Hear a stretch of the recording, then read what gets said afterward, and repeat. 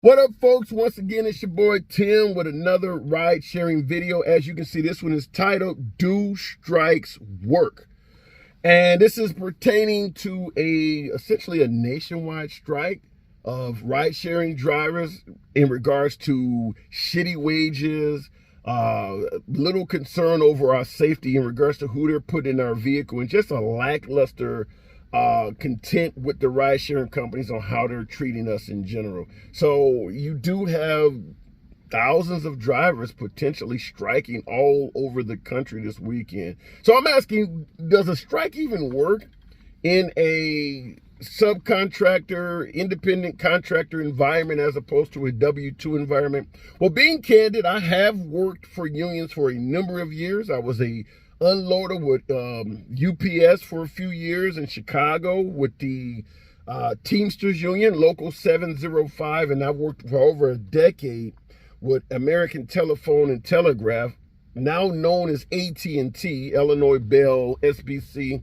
It's had all of those names, and I've worked with the International Brotherhood of Electrical Workers for AT&T in Chicago. So I've had a significant amount of experience working in a union, and I've participated in a couple strikes. Stood outside with the picket lines, stood out in the picket lines with the signs and all that.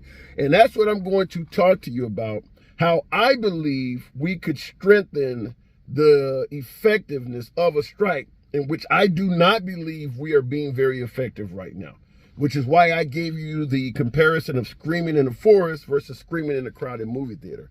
The way we're currently striking, I compare to screaming in a forest. When you are protesting injustice or protesting crappy wages or mismanagement or whatever you want to get your message out about, you want folks to hear you. You want to be heard by as many people as possible. Hence, screaming in a crowded theater. I'm going to give some strategies. You guys let me know in the comments what you think. As always, subscribe to the channel.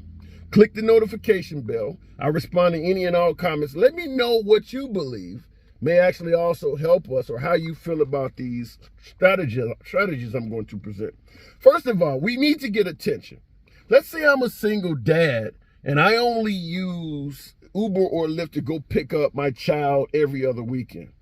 It's a holiday weekend right now, folks. Chances are I'm not going to be even requesting a vehicle. So the fact that everybody's striking and there are no vehicles available is something I'm not even going to know about.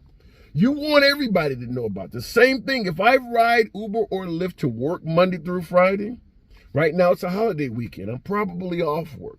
So the fact that there are no cars available is going to be meaningless to me. When I go back to work on Monday, the strike is over and there are cars there. I didn't even know the strike happened. You need those people to also be aware. You need to scream in a crowded theater, not in the forest. So here are my suggestions to make sure as many folks know why the hell we're doing this. First, it would probably be in your best interest to contact media personalities that has an incentive to get your message out. And what do I mean by an incentive? All media works on ratings, clicks, likes, all of that good stuff. Whether it's a small town newscaster that's standing in front of a home doing a boring ass news story on how a cat got rescued from a tree, or someone that is a content creator on YouTube. They are all doing this because they want people to watch. You can contact any newscaster you see on television. Find the station letters, and usually in the bottom right-hand corner of the television channel, whether it's a ABC, CBS, Fox, or NBC local affiliate, and you can contact that reporter.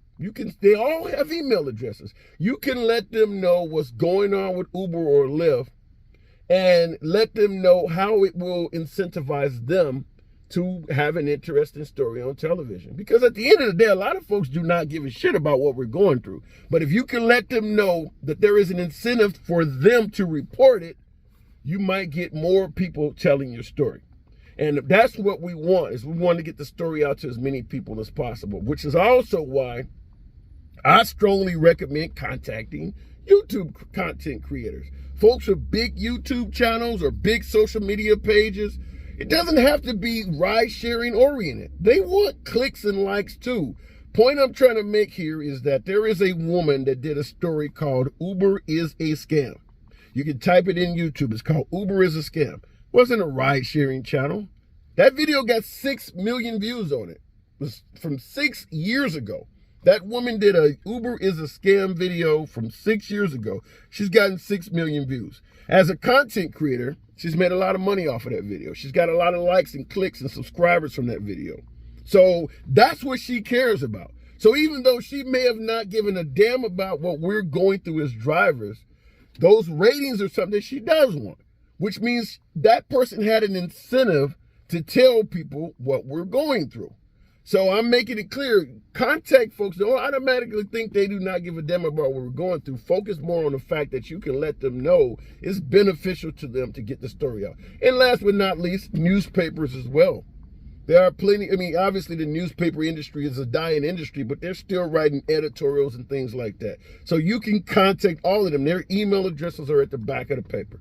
Doesn't hurt to type out a quick email. Will all of this be effective? Will every single media personnel you contact, actually follow through? Of course not. But you only need a few to get a message out to a lot of folks. I mean, every individual you contact has hundreds, if not thousands, in some cases, millions of people watching their content, whether it's on television, in a paper, or even on the internet. So you want to contact these people. So, like I said, the goal is to scream in a crowded theater, not in the forest. So these folks, if they can get stories out, that will help. Last but not least, well, actually, let me give you this second step. There's 3 steps. First, like I said, contact various media personalities.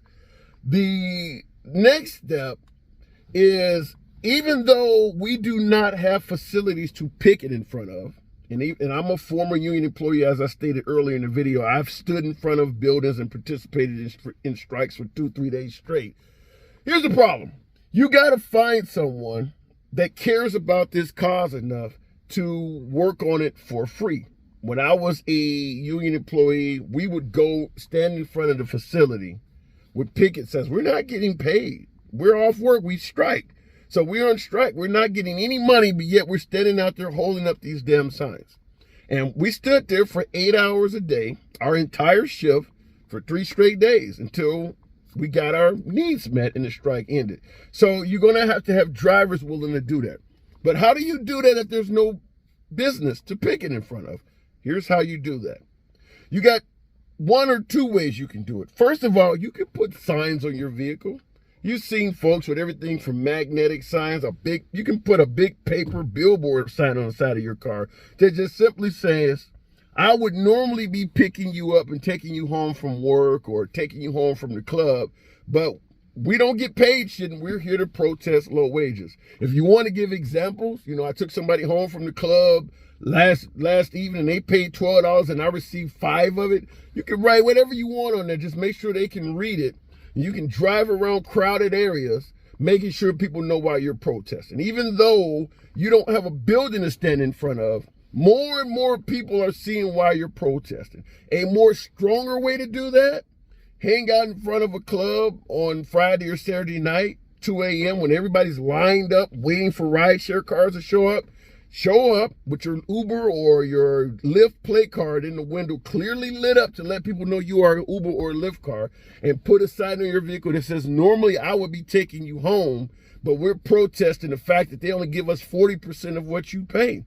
You're making sure more and more people know what the hell is going on. That's why Uber and Lyft are not listening, are not cooperating. It's because they know you're not going to get much sympathy. The more people that know, the more sympathetic they will become.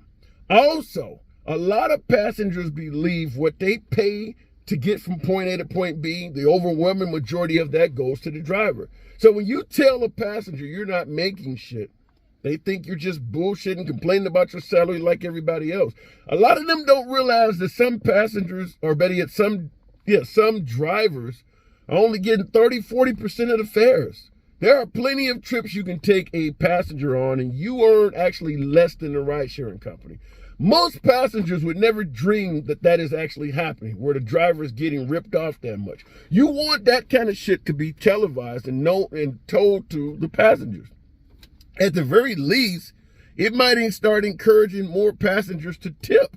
The same way they understand when they go out to eat at Olive Garden somewhere, even though they may pay $40 for their meal, the server is only getting $3-4 an hour, whatever the hell they pay at bars and things like that. Which is why most patrons at restaurants tip.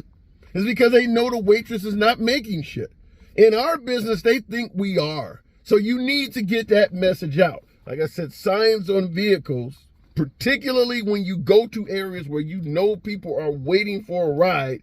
I would be the one picking you up right now, but I'm protesting. If you could have a line of cars saying that, here people are standing here waiting to get home from the club, waiting to get home in the rain from work or whatever, and you got a line of cars lined up, all with signs saying, normally we would be taking you home to work. So all of you guys lying here waiting to go home, we're all here, and we're not going to touch any of you because we're protesting these ridiculous-ass wages. Now you're getting the message out. Now that is also a story that you might see a news truck show up and report. This is how you get your message out. Scream as loud as you can in a movie theater. Not what we're doing over holiday weekend when people are actually out of town and all over the damn place. Last but not least, this one may not be something you want to do, but I want to know in the comments. Like I said, subscribe to the channel. Click the notification bell. Let me know what you think. You got to get the politicians involved. I hate to say that, but you got to get the politicians involved. And just like I said with the media, you can easily word it in a way to let the politicians know there is an incentive for you to get involved in this. You know politicians aren't going to make a move unless there's something in it for them. Well, most politicians love being able to say their name is on a bill or they got a piece of legislation passed. That's what helps them get reelected is when someone says, well, what did you do for the community? Well, I did this. Well, you want to give them something to do. And you can tell them about the lack of transparency or about how the fairs are, what they're doing with the fairs and things like that. So now they can actually say at the end of their term, I helped get my constituents, my rideshare drivers, a higher wage. And it's not hard to do that just by simply, making the ride sharing companies be transparent. So these are all the areas that I recommend. Signs and making sure the message get out, contacting media personnel, newspapers, internet, content creators, and last but not least, local politicians. Don't write some shit to Biden or Kamala Harris or Trump or something. No, I'm talking your local politicians. Your aldermen, your mayors, maybe your local representative, your congressperson, local politicians. And last but not least is the point I'm trying to make. When I say local, I cannot stress that anymore. Local means in your freaking area. Right now what they're doing, which is why I believe it's ineffective, it's a national strike on a holiday weekend when a lot of people aren't requesting rides anyway. Local works better because local deals with local issues. For instance, you may deal with customers in New York City who often want to go on trips. They require you to cross the Brooklyn Bridge or some of these expensive bridges they have in the New York City area that have huge tolls. And you might think, if you're going to route me across this bridge with a passenger, either the passengers should pay the toll in their fare or Uber or Lyft should take a portion of that toll. It shouldn't all be on the driver. Well, that's a local issue that will not apply to a driver riding around the streets of Birmingham, Alabama. They don't have those tolls there. So there are serious issues that may concern you in your area that is meaningless to someone else in their area, which is why I say local strikes, local politics works best. Doing it on a national level, I just don't believe it's going to be as effective.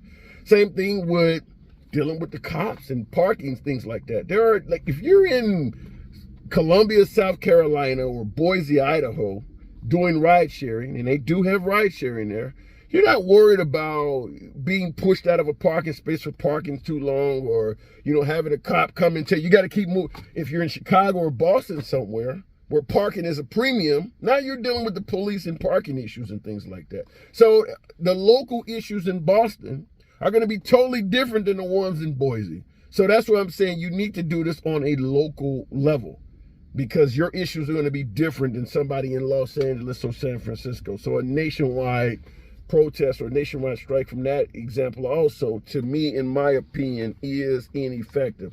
So other than that, we will have the bane of existence, the problem we generally have, and I certainly dealt with when we were striking, and that is scabs.